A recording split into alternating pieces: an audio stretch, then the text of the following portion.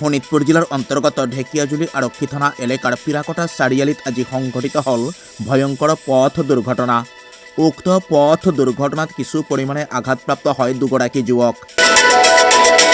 উল্লেখ্য যে ঢেকিয়াজুলি আৰক্ষী থানা এলেকাৰ পিৰাকটা চাৰিআলিত তীব্ৰবেগী চাৰিচকীয়া বাহন এখনে এখন স্কুটিত খুন্দিয়াই থৈ পলায়ন কৰে।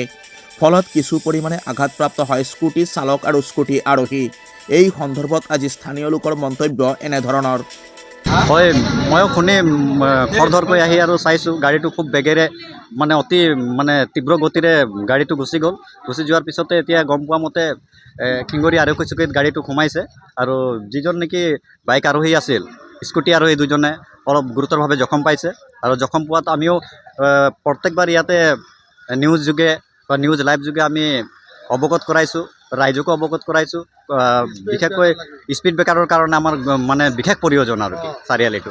আৰু চাৰিআলিটো চাৰিওফালৰ পাৰে চাৰিআলি আৰু দেখিও নাযায়, ফুটকৈ গাড়ী স্পীডত আহি আৰু ইয়াতে গুৰুতৰভাৱে প্ৰায় আহত হৈ থাকে। আৰু এক্সিডেণ্টটো প্ৰায় মোটামুটি মাহত 8-10 বাৰ প্ৰায় হৈয়ে থাকে ইয়াতে।